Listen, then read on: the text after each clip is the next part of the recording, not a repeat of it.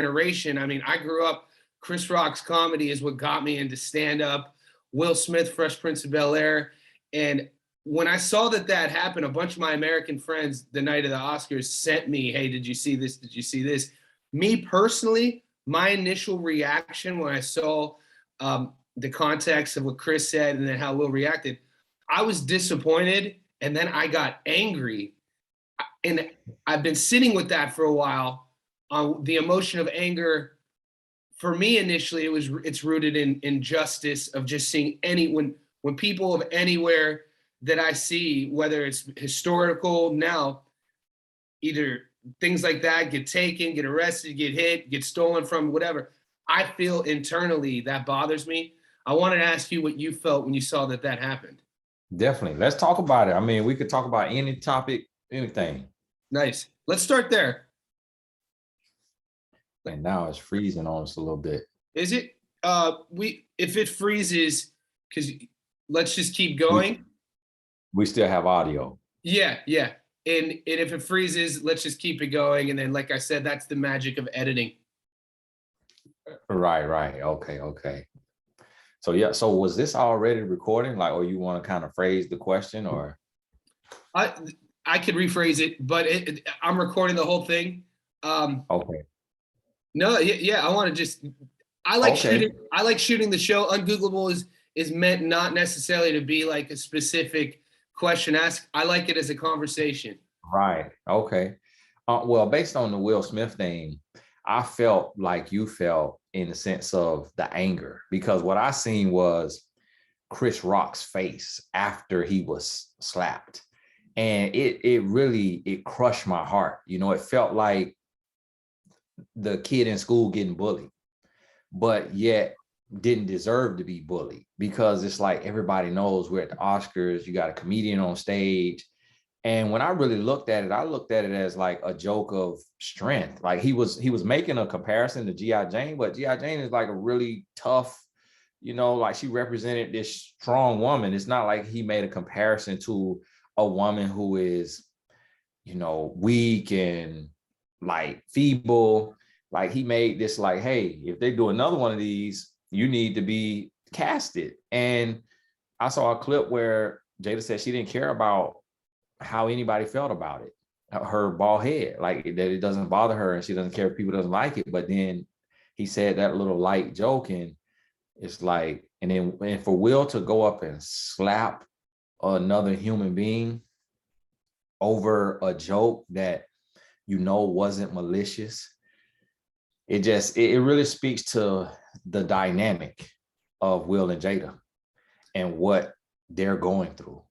And that's what shocked me. I was more shocked by that, like that control dynamic, that what we call from Jezebel's spirit, just like a controlling, seducing spirit. It almost feels like a thing where a man, when a woman has something on a man and she's like threatening divorce or like to out him, and he has to go overboard to do anything to keep her or to win her trust. That's what it felt like. It didn't feel like a normal response, like a reaction that any husband would have done. It was so complex, so many emotions. It reminded me, now this could be a bit controversial. Like I grew up in Northeast Ohio when I liked Will on the Fresh Prince, but I didn't like his music. I didn't like his music for my own insecurities. And what I was into at the time is I just never understood. His music didn't speak to me. Summertime was all right, but that was because of Jazzy Jeff was on that. But so throughout Will's career, if anybody out there is hating on him as an actor, you're just being a hater. He's been in some of the greatest films, how he's carried himself, charisma, humility. He gave this amazing talk once about his insecurity. I think it's also something that in America, we see success and we think that success is this pedestal. And when somebody is at the highest level of success like Will is, it's easy for us to forget that there's any flaws in a man, in just a man. He's just a human. And I think there have been signs. His whole message was about coming up, about people telling him he couldn't do something, people underestimating him, being judged for things, and then him just overcoming this adversity and being able to accomplish his dreams and do things that people once and teachers once told him that he couldn't do. So when I saw that reaction and then him sit down and then how he spoke those words, it felt to me like when you're in the 4th grade and a kid knows that the teacher left the room and he could get away with something. Oh no, the teacher came back into the room and that he could get away with something that he wouldn't be able, or maybe the coach came back in the room and that he wouldn't be able to get away with if those adults weren't there.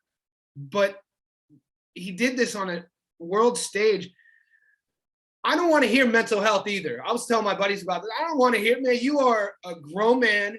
You have reached the pinnacle in so many areas. You are a teacher now. We learn from you now. The world is able to use you as a positive example, because I've been seeing mental health. No, mental health when you're 20, mental health when you're 15, mental health maybe when you're 30. I'd like to think as a humans we're able to talk about mental health because it is a real thing, but to use it as a crutch when we fall, I don't know. It's complex, isn't it? Yeah, I don't think it had anything to do with mental health in the sense of. Was this ego? Yeah. Talk to me about the Jezebel, because I've heard it phrased, I think, as the bonds of Maya, when we as people become almost, it's deeper than infatuation, almost a prisoner to an idea of what a woman is supposed to be or what our relationship is supposed to be. And when that starts deteriorating, those hands become handcuffed with these invisible chains, and your spirit becomes deteriorated, your physical manifests, everything that you once thought you were as a person has now become attached to what this relationship isn't anymore. Is that what you're referencing? Right, just like a seducing spirit, a spirit that seduces and then controls. So it's like is this intense? Do you think, is this an intensive thing from Jada's perspective, or is this an outcome of what infatuation and love can lead to if it's toxic? I think it comes from what she has suffered, what she has experienced in her life, which could have been at the hands of other men. And being a smaller person, like she's not like, 5'10", being a smaller person, she's not like, she's petite. And so she could have went through a lot just for that alone, just coming up around men and being beautiful around men could have been taken advantage of or approached or just preyed upon from the age of 3. And so then create like physical, emotional, spiritual. Right. And I remember someone saying that, someone told me, she said that her grandmother, taught her how to masturbate at 12. And so it's like, if that's true, you're open to this other side of yourself that can kind of take control. And so it's something spiritual. And then with everything they've gone through, with the entanglement and her sleeping with this young man that's like her son's age and grooming him, taking his pain and his struggle. And the next thing you know, they're supposedly sleeping together. And to see Will's face and how he took that and how bad it hurt him, that when they were on a break, she went to sleep with a man half her age. And so it's just a lot of trauma they have going on. And then let's talk about how Chris handled it. There was a moment where I surely thought this is staged. I surely thought there's no way that this is happening. It was just as everyone was thinking. I mean, I did it like a knockout breakdown. I rewound it. I had it in slow motion, zoomed it in. I'm doing like the step by step. The Oscars should give Chris an Oscar. One for acting like it didn't bother him, because right. There was a moment. If there was a moment right when it happened, Chris vocalized, or it was right before it happened. Will Smith starts walking up to Chris, and Chris goes, maybe I got this backwards. I know he said, I felt like there was something in his voice that it was a moment where Chris was either gonna throw fire on that or handle it how he did handle it stoically. But you could hear it I think he said something like, uh-oh, or yeah, when he was coming up. Yeah, there was a moment where he almost broke character. Rock, but he didn't. He was his professional man. I don't even know I think he thought Will was coming to kind to of maybe, snatch the mic okay. when he saw him walking up, because he was like, uh-oh, like Yeah, he was kind yeah. of like, like it was like a really kind of like a goofy kind of kid, like a Yeah, that was the going moment I'm on. referencing. Yeah, That, right. that's where I don't think in a million years he thought he was about to be slapped. no way. I think he thought Will was Chris about has to come snatch the mic and crack a joke or like think say, about man, we have families, you have friends. We're not talking about some guy you've never heard. Chris Rock is in my one. You got Richard Pryor, you got give or take your stance on comedy. Some people say Kinnison had these few years of magic, Robin Williams. But in my opinion, from what I saw, Bigger and Blacker was my favorite stand-up. I still quote it. I mean, he's the top. And for that to happen to that guy and for him to react or not react the way he did, I think the world learned so much more about Rock. I mean, and then also, what is that? What's the precedent that does for stand-up? Like exactly. something that's in our culture of freedom of speech that's supposed to be there to test the boundaries and push the boundaries of censorship and all of these societal and political issues. And then you have a guy, because let's not get it twisted, the Oscars isn't for stand-ups. Chris was only invited to make it lively. That show is boring. That show is basically an ego shoulder tap for these people who live their lives pretending to be other people. So when you see this happen, I mean, I don't want it to trickle down like when I go see what do people think they're allowed to do now? Right. And then they cheered him. It was crazy. Right. I think it'll be more so issues at the award shows, like the music award shows and things like that, because Will Smith did something that a gangster rapper has never done, who literally have killed people and literally sell drugs. And some of these guys have really lived this life, and they've never gone up on stage and slapped the host for saying their name wrong or for saying something disrespectful. So Will Smith did something that, I saw one of the rappers said, congratulations, Will, you did the right thing. I'll do the same thing. Somebody say something like that about my wife. Cardi B's husband, that's what he tweeted. Wow. And there was that blanket of a statement is so dangerous. Yeah. Just to say that. Right. Like, so the tough guys, they were some of them were applauding Will, but then a lot of guys spoke out against it, including myself, because it just was kind of disgusting. It's disrespectful. Do you know who Sadhguru is?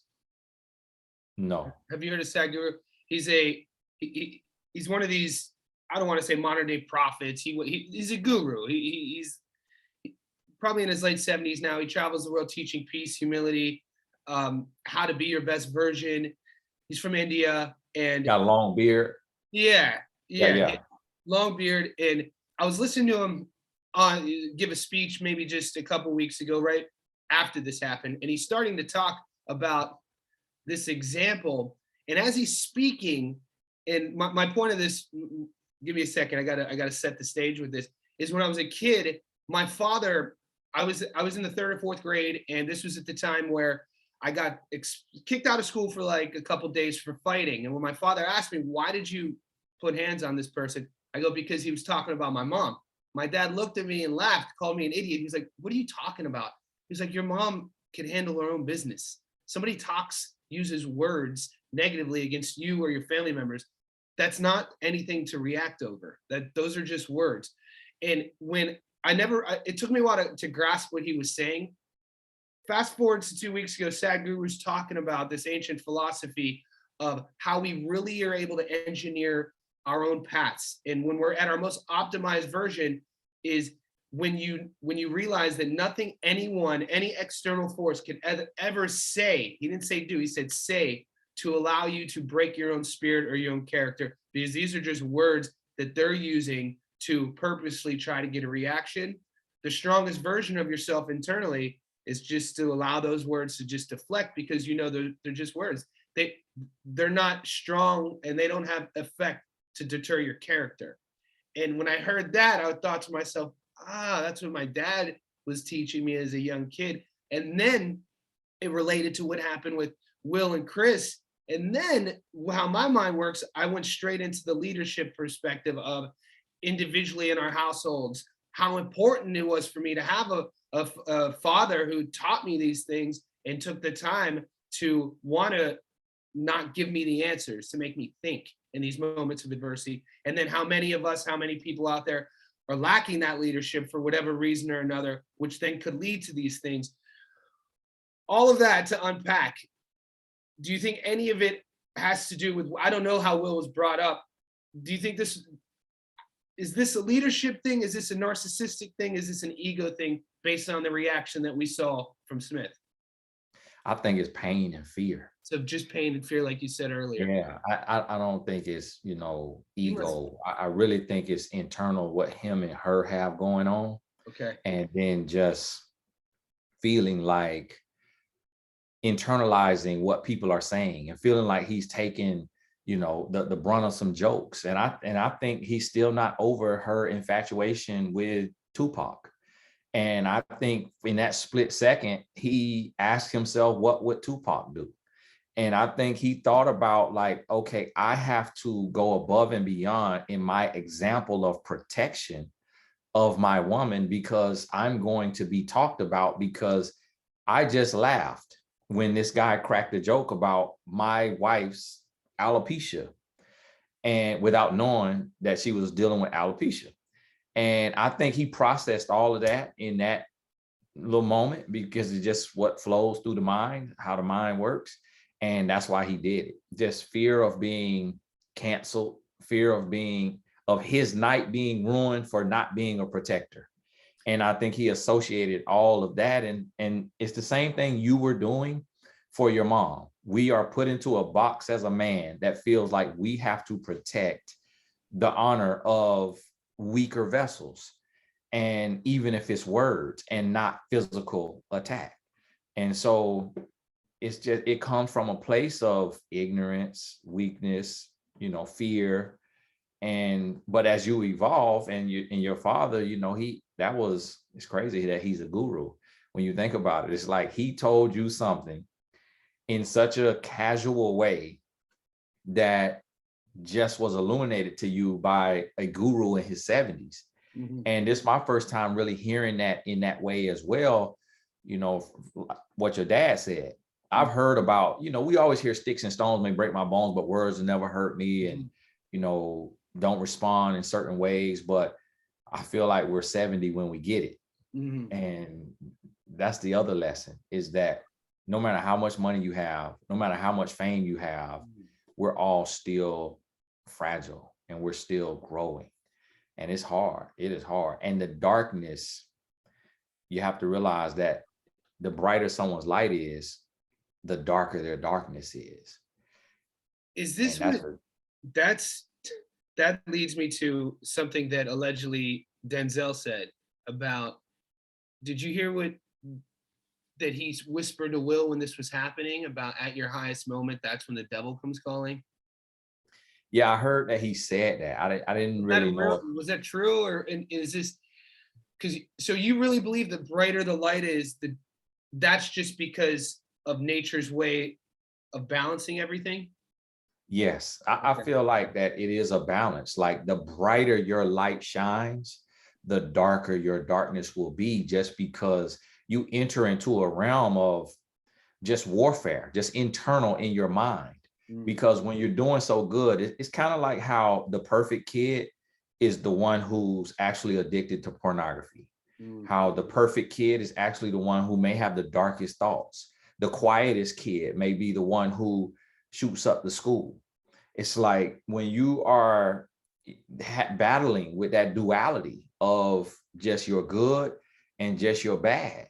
When we look at humans, we see it often. And that's why we see, I remember talking to a pastor, and he hugged me, he prayed for me.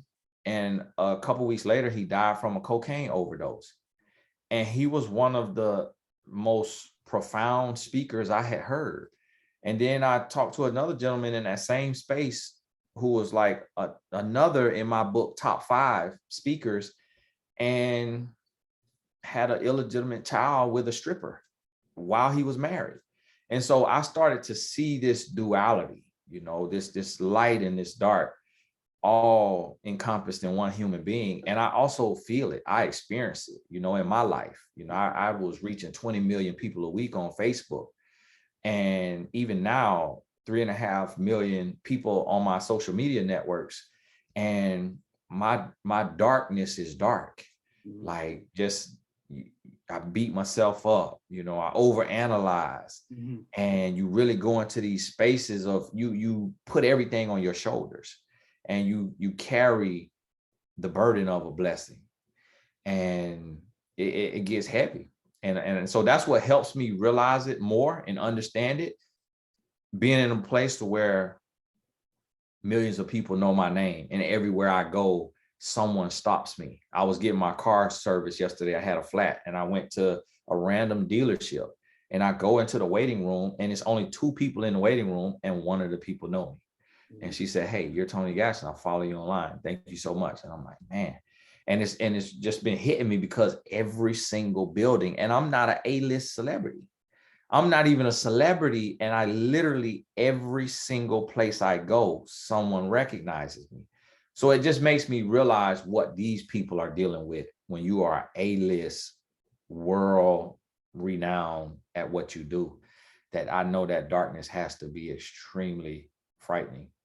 I think everything you just said, and this is why I listen to you. This is why, like, I keep you, because the vulnerabilities that you're able to tap into and acknowledge allow so many more people to tap into that. I think also another ability that you have that I feel is a great teaching moment, that just no matter what level, and this is for people listening to this, of where you are in your careers, how successful or how you would measure success, you're never going to be there. There's always going to be an area that you're not going to be able to attain, and that's not a bad thing. And it comes back to the Buddhist philosophy of our whole purpose here. Our whole mission is the individual is to problem solve. It's to be able to dissect these areas in our lives, whether they're individual, in a group, in the past, present, or future. They always say present. In problem solve and be able to dissect areas that we need to make adjustments in, and work as hard as possible to not make reverse steps, which do happen. And I think it takes such a level of awareness to be able to be real with oneself, look at ourselves in the mirror, be vulnerable, hold ourselves accountable, and make those adjustments. And that's one of the biggest things for me that in the last 10 years of my life I've been able to do. But even, day by day adjustments, waking up, not drinking, not partying, not wasting weekends away, avoiding these people, creating a healthier network, being productive. It's a formula. It's tough. And some of us can feel like we're drowning. With someone like you, with your body of work. When you told me that a few years ago about there's certain things that you told me a few years ago when we first spoke about the amount of areas that you had created for, like, money, like things that you had created, products, books, classes, public speaking events, basically modalities of income. That blew me away. That you said, and you listed them off. This would have been, I think, in 16 or 17. You said you were like in your 20s. You had like 28 of them. I'm like, damn, 28. And I never forgot that. So as I continuously grow, and I'll add another one, I always think of you. I was like, all right, I'm not at 20 yet, but it's growing. And it's more of an awareness. It's more of a mindset. It's more of me making adjustments on how to create these more opportunities, because it's not about the money. In my opinion, it's about the opportunity to be able to live a life that I want to live, that I can help more people. And watching back to Will, like, no matter where we are, these problems will always be in front of us. It matters the faculty we have within us and the tools that we have outlined or laid out in front of us, and then how we choose to deal with them. Because another great thing my dad once said is, Johnny, there's a lot of good men in prison. And it sounds funny. He was a funny guy, but he was like, a lot of good men are in prison. They just had one bad moment. He was like, And that's, if you could learn and be aware of how to deal with your one bad moment, you'll be okay. I never forgot that either. I think I was like 9. Right. And you know, that saying that it takes 25 years to build a reputation and 5 minutes to ruin it. And so now Will has done something that has really almost in the minds of a lot of people, it has upended his reputation. In the minds of a lot of people, they're like, oh, so this entire time he's been faking as an emotionally intelligent person. This entire time he's been faking it. And all of this while he's been a psychopath and he's been unhinged and he has been acting even off of the camera. When he's not in a film, he's been acting. And that's what a lot of people are going to believe and run with. And so that's the importance of being authentic, you know. You're a And master at that, mate. Seeing through that. Like, I didn't mean to cut you off. You just spoke what I was going to ask you next, and I want you to keep going. But authenticity is something that if anybody listening to this who is just now getting exposed to Tony Gaskins and they start watching your interviews, listening to your spots on nationally syndicated radio shows, for me, my question was going to be like, is it frustrating for you sometimes when you're either off air, when you're getting interviewed by like world-renowned hosts or somebody who's a Grammy award-winning hip-hop artist, and they have to create or portray themselves as this image that they've created to the public, and then you come on their show, and is it ever come to a point where you just want to turn to the younger person or the woman and be like, look, you don't have to act. Like, you could drop that persona. Because they always put, the last one I listened to with you, it's kind of like you're expecting you have to now break through their character portrayal for the audience to really listen to what you have to say. Am I off base with that? no, I don't know which one you're talking about. What There was a interview? few. The Breakfast Club was the big one. Okay, yeah. And it goes back to your vulnerability allows other people to be vulnerable. And Charlemagne the God was trying to compliment you on one of these interviews, and then the environment in the room was kind of like, it took a while for you to let everyone know that, hey man, I'm authentic. Like, I'm not trying to sell you anything. You're the ones trying to sell people. I'm not. Right. That Right. authenticity is something that I'm drawn to you about, because that in my opinion should be higher on the currency level than what it really is in our culture. Exactly. And that's the issue, is like, it takes the authentic so much longer to succeed because people believe what they see. And if they see your flaw, if they see that you're human, like because I talk with an accent, because I'm just me, and because I don't try to put on a 3-piece suit, and I don't try to shoot my videos with a professional videographer and get it all edited and sliced up perfectly, it makes people think that I'm low budget. It makes them think that I'm not successful. It makes them, think that I'm uneducated because of certain things. And people have said it. Some people, they'll comment it, oh, he talks like he's dumb, or, people will say stuff like that. And I know it because I just understand humans, but I'm unwilling to change. I can't fake, I can't fake it. I can't pretend. And I heard a gentleman say, would you rather be at peace with yourself and at war with the world, or at war with yourself and at peace with the world? And so when I try to fake it, then I'm at war with myself. But the world can love you. But I'd rather be at peace with myself and just be who I am and say, hey, who is for me will be for me. And eventually, after so many people get knocked out by scandals, there'll just be a few standing. And so if me and my wife go through it, I'm a relationship coach to a lot of people. If we are, in a really tough spot, the next day I teach on that. I teach from that space. I don't go out and just pretend to be this knight in shining armor who's perfect. I will teach from that space and talk about that. And I think that's what my audience understands, is that I'm gonna be transparent with them. My girlfriend and I, we've been together going on 4.5 years, and we just got back from Fiji. And Fiji is a very romantic, beautiful island. We were on this private adult only area. So it was it was just her and I. And that's how it's always been. And it's the healthiest relationship I've ever been in. A lot of that almost all of that, and I'm upfront with her, has to do with this is the healthiest though I've ever been. And it's like a revolving door. I know in my past, I like to say that I love all of my ex-girlfriends that when things were at their best. I'm not a guy to look back and ever badmouth anyone I ever dated, because at one time we loved each other. How can I badmouth? Now, I don't know everyone else's experiences, but this is just how I compute my personal relationships. So we're in Fiji, and 5 days in, it's beautiful, sunny. I could create all these variables to create excuses, but by the fifth day, I'm sunburned, exhausted. I probably drank a little bit too much, and I'm just being kind of bitchy, just being kind of ornery, which I'm susceptible of being at. I'm very open about that as well.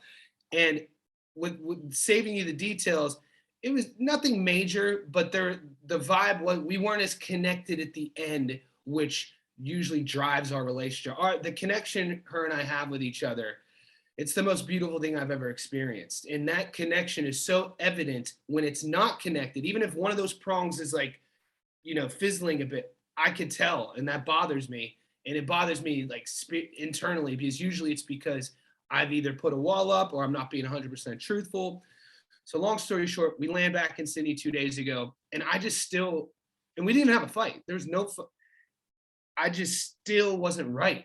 Like we don't live together, but I sent her a message last night, and I just let her know. I go, hey, the last few days, I feel like I owe you an apology. I feel kind of depressed. I don't feel like I should be feeling something else after we had this amazing, beautiful trip. And I just want to let you know that I'm working on things, and that I'm aware of certain behaviors. And I just want to let you know I love you, like more now than I did yesterday, and tomorrow will be even more.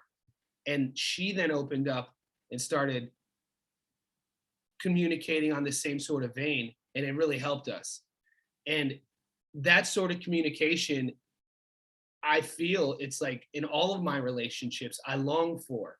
Now, as I get older, if it's not present, I then begin to shut off, or I just won't waste time in other areas. And this is in platonic relationships as well. This is with buddies I grew up with. You being a relationship coach, unpacking all that I just said, what do you feel are these commonalities that couples go through? How did I handle that? And what would your advice be moving forward? You handled it amazing, because one thing about being a man and about being a future husband one day is you got to be able to apologize. And that's one of the signs. And when I say apologize, is followed by action. A lot of guys say, I'm sorry, but then they don't change. And I've been guilty of that several times. And even at 15 years of marriage, my wife and I, we still will go through what you and your girlfriend went through. So it's not something that you never arrive. You just constantly strive. No one arrives to where there's no problems, there's no issues, there's no mood swings.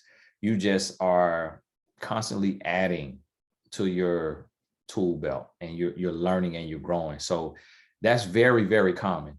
The thing is most people won't do what y'all did. Most men won't acknowledge their behavior and apologize. And most women won't be open and receptive and then reciprocate with her thoughts and feelings. So in a manipulating relationship, the woman would have let you sit on your, soapbox of sorrow, and she would have driven you down further. She would have hammered you in the ground like, yes, you are horrible, you're terrible. And that's why I struggle being with you. And that's why I've been ready to, just let you go. And you've been making me depressed. And she would drive you down more. And that would be the manipulation to make you feel worse. But in a healthy situation, the person will say, I get it. You did say some things or do some things, but I also said and did some things, and I need to grow, and I'm glad that you're growing and we're growing together. They will acknowledge if it's anything they did, and they will, receive your apology. and expect change. And that's what causes the divorces, is when one person or both won't apologize and then take action. The breakdown of communication. Yeah. I'm gonna That's turn just, down the light. yeah.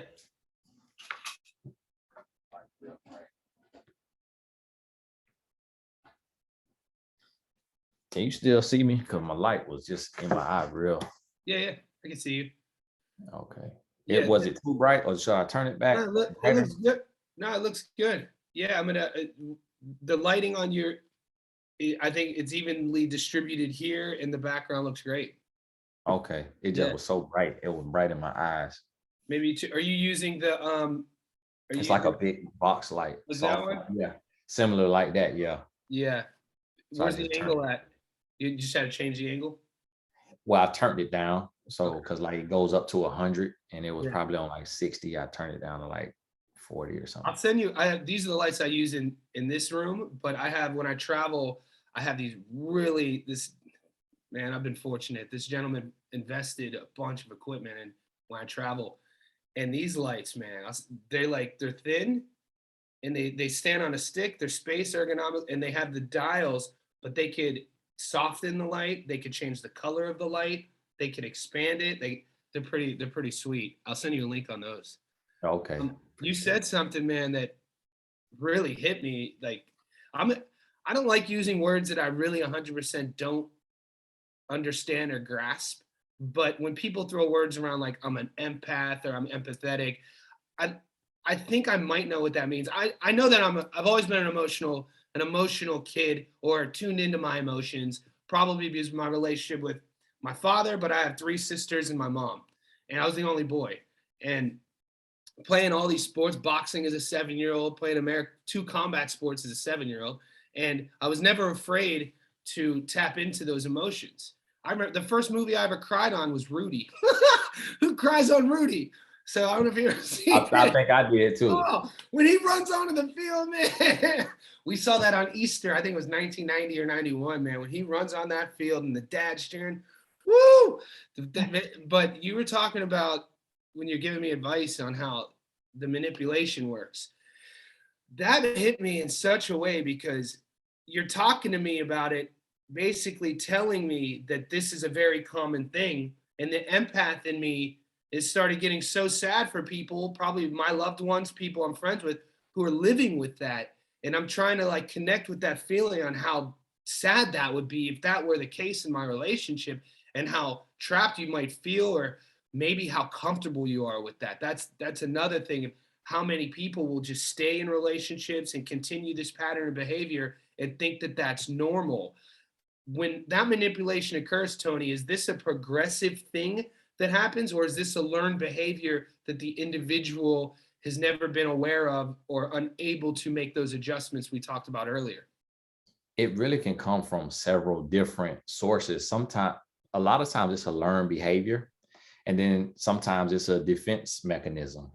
And so that's why they say hurt people hurt people.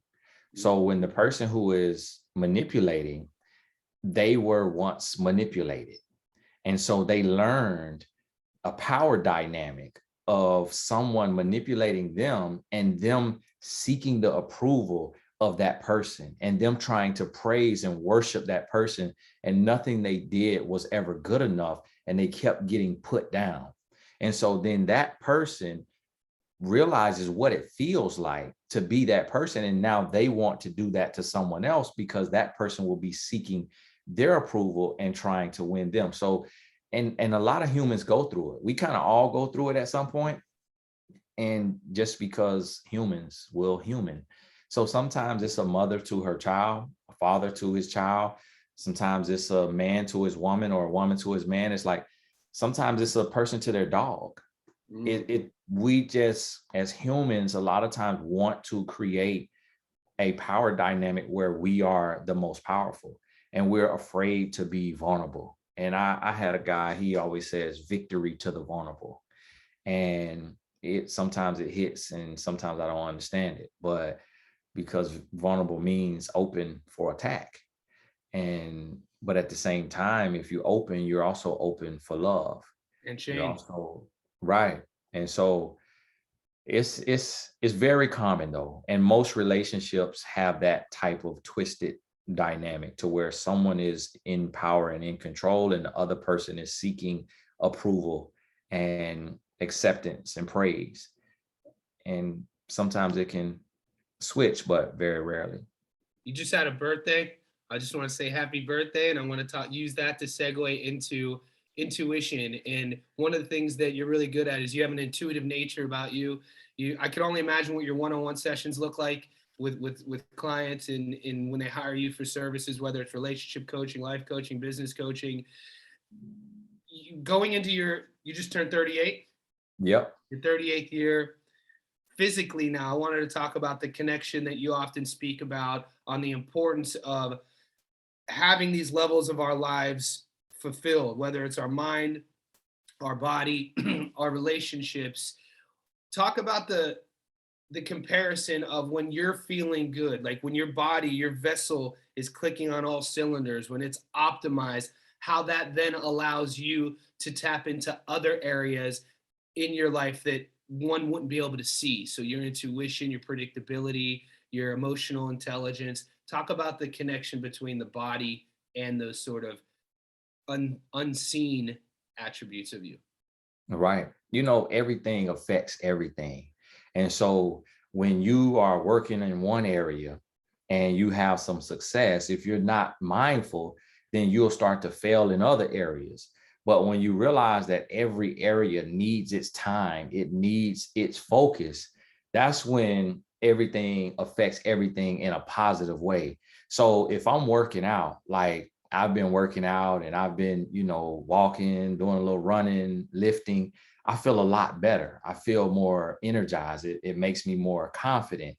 It gives me more energy and it makes me want to work more. When I'm not working out, I just want to, sit in the bed all day or do nothing. And I would do the bare minimum. And my business is set up now to where I can do one video a day and maybe send one or two emails a week and earn seven figures. But it's because I've built, for 15 years. But there's a joy in the grind. But you don't enjoy the grind if you're not doing everything, if you're not focusing on brain, brand, body, and what I call the 3 B's. And so that's been my focus. And where I struggle is enjoying the pain of growth. Mm. And we call it growing pains. But to grow a muscle, you have to hurt it. Like you break it down. And then as it rebuilds, it builds back stronger. But in the process of breaking it down, it's burning and you're hurting. And the next day you can't move. And so just embracing the grind and turning the pain into something purposeful, that's where I'm growing at in this season now and understanding even more so the importance of how I treat my body. Because what I see with most men is we're good at one area, not the other. Mm-hmm. And I hear so many men say there's no such thing as balance. And I just feel like it looks different. Like we can be balanced, but you just may call it for you, it may be 70-30. For me, it may be 90-10, but we may still call it balance. And so I'll see a guy who's successful in business, but his body isn't successful. And I'll see a guy who his body is successful and his business is successful, but his relationship with his woman is failing.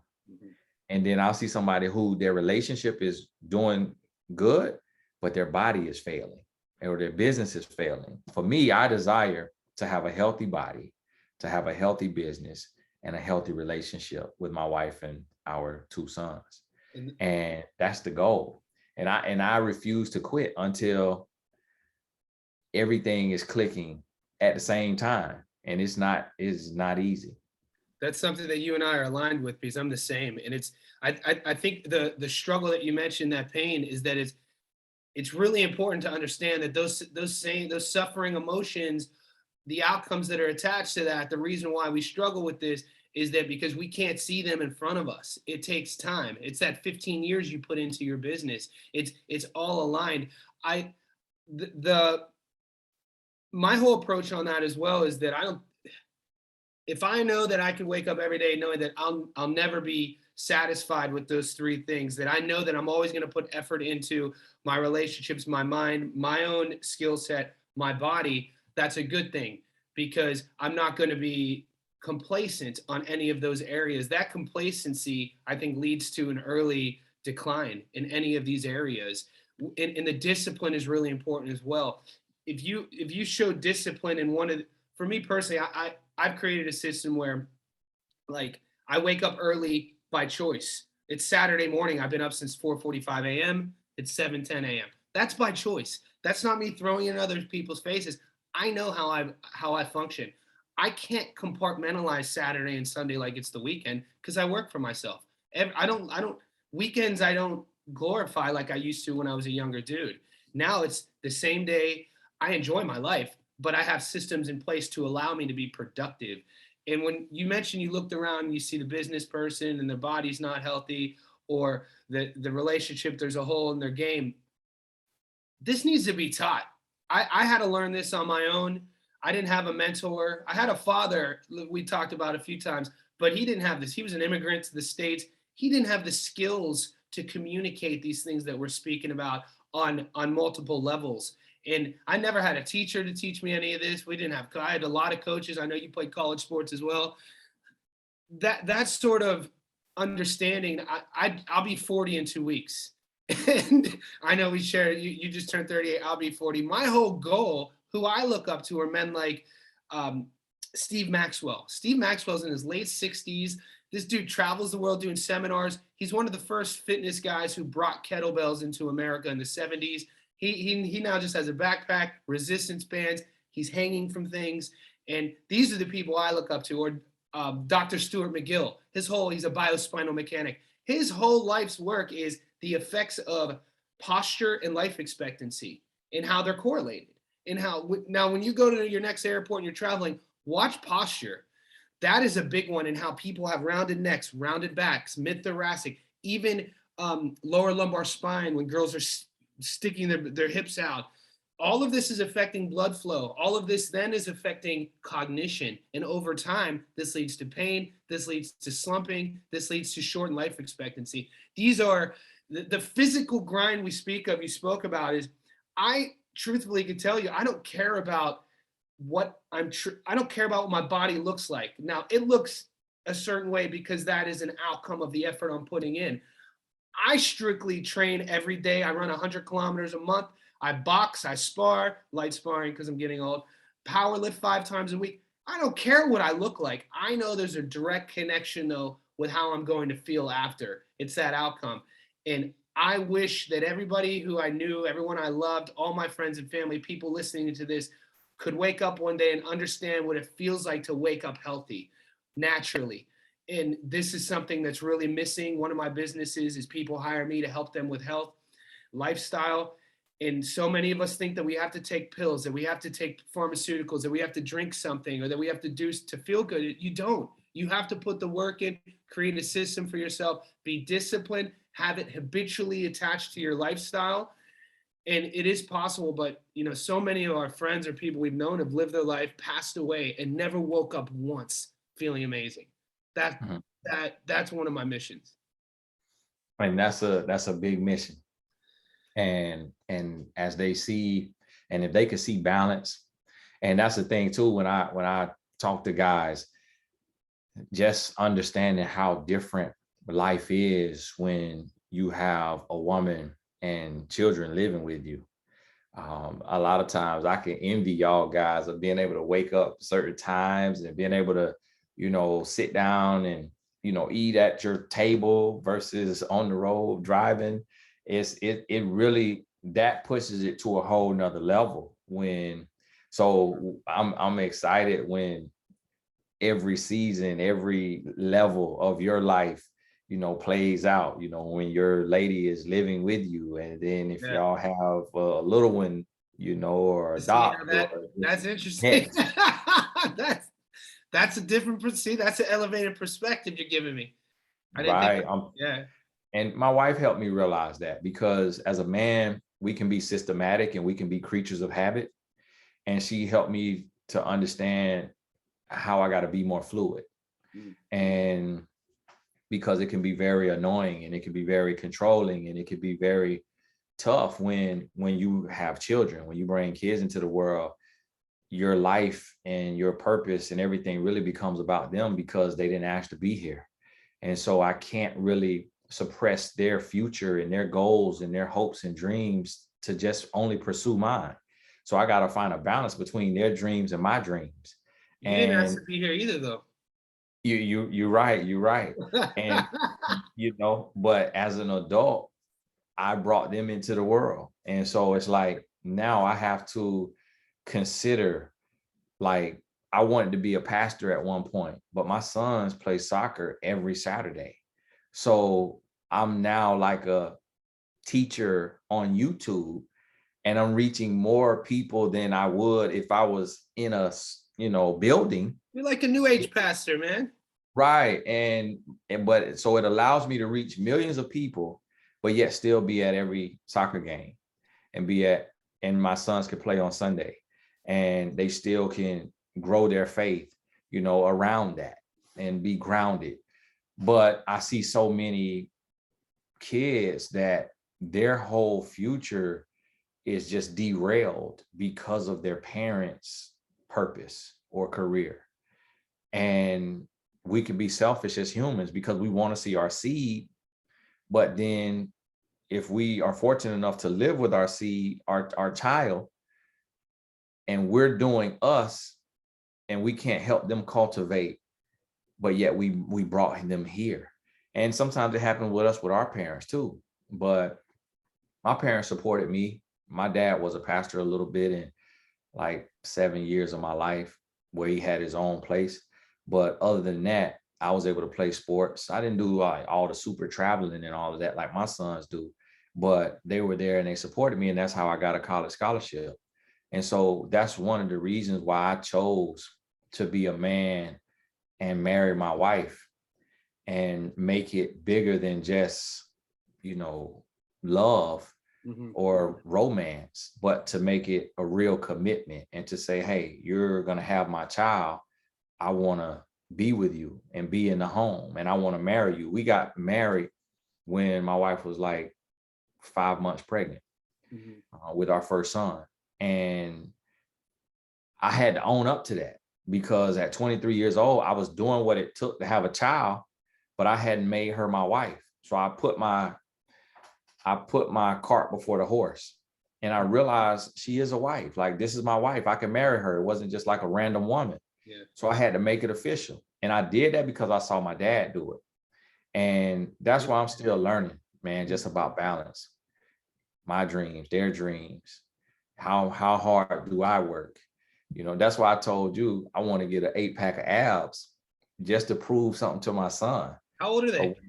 My son he's going to be 15 this month. And he's working on his abs and he's body conscious. And because he was, have a little weight on him his whole life. Does he know his pops played D1? Does he know about you playing ball? Yeah, he know I play ball, but so I sent him a picture of me from when I was like 18 the other day. And he didn't really say much to me, but he sent it to his friend. Yep. And then he was like, Dad, my friend said that I definitely didn't get your genes. Cause I was like ripped. I looked like a Ninja Turtle. Yep. And so just trying to show him too, like what sacrifice looks like. And it's hard. Comfortability. Maybe, I don't know how you were raised, but maybe he just has more, you've created more opportunities or maybe softer. What did Marvin Hagler say? Champions don't sleep in silk sheets. You know what I mean? That's that. I heard a guy say he was telling a story. He was accepting an award, and he said, my grandfather walked 10 miles to school. My father walked 5 miles to school. He said, I drive a Cadillac. My son drives a Ferrari, and his son would drive a Lamborghini. And he said, Pops, why did you say that? And he said, my grandfather or my father told me, tough times create tough men. and tough men create easy times. Soft times create. And easy times create weak men. Yep. And then weak men create tough times, raise warriors. And that thing hit me because I'm like, my son's life is so plush. Like he rides around in a $150,000 vehicle being chauffeured, and you ride in a Mercedes Sprinter van when you're like a celebrity on tour or you're going to a big event. My son pulls up to soccer practice in a $150,000 Mercedes Sprinter van, Yeah. right, with the plush seats, and it got the Maybach lights across the top. Yep. And that's from my hard work, and that was a part of my dream, but now it's his reality. And he's the only kid out of the entire league. We have not seen a single other sprinter. So I have to be even harder on him with his character and his integrity because his life is so plush. Gotta get that 8-pack. That 8, man, I didn't have an 8-pack till I was 30, 36. I'm serious. And that's I played crazy. ball my whole life too. Played football, baseball, basketball. I didn't have the nutrition part dialed in. That yeah, it's important. See, I had an 8-pack from out the womb, and I probably lost it around 30. Yeah. And maybe 28, 29. And so I got to get it back. Yeah, we can help you with that. Tony, do you got anything working right now? Any books coming out? Anything that just popped? Anything you want to share with us before I let you go? Right now, I'm going back independent. So my last 2 books were Make It Work. Right? Yep, with Simon & Schuster, I wrote Make It Work, and then my wife and I wrote one together, Woman's Influence. And my editor, she moved to the #1 publisher, and she allows me to pitch to her. And I sent my proposal to her for my next book, and it was about manhood. And she had some feedback, about what I need to do with my social media and some of the content from another man in the publishing house. He had some feedback. And it just let me know that I'm in a season where I don't want to be controlled. I don't want to be pigeonholed. I don't want my message to be watered down, to be tainted. And I don't want to do things commercially. I want to be raw. I want to be authentic. And I want to put my voice on paper, and I want to own my masters, meaning own my intellectual property, so that I could pass it down to my sons and they can, turn it into whatever one day. And so that's really my space right now, of just continuing to build my dream. Like my quote that went viral about building your dream. That's the space I'm in. Repeat that. It said, if you don't build your dream, someone else will hire you to help them build theirs. And I wrote it with bad grammar, and then people changed it and took out a couple words to, if you don't build your dream, someone will hire you to build theirs.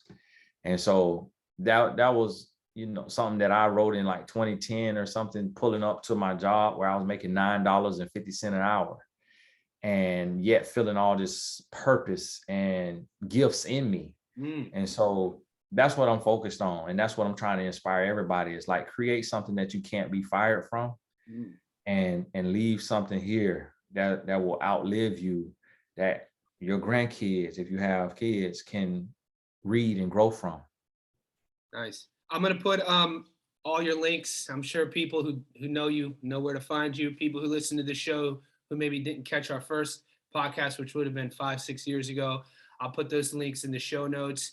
And Tony, man, I really appreciate everything that you do. Thank you for doing this with me once again. And let's not take another 5 years to do another version of this. All right. Yes, sir. I appreciate you. Thank you for having me.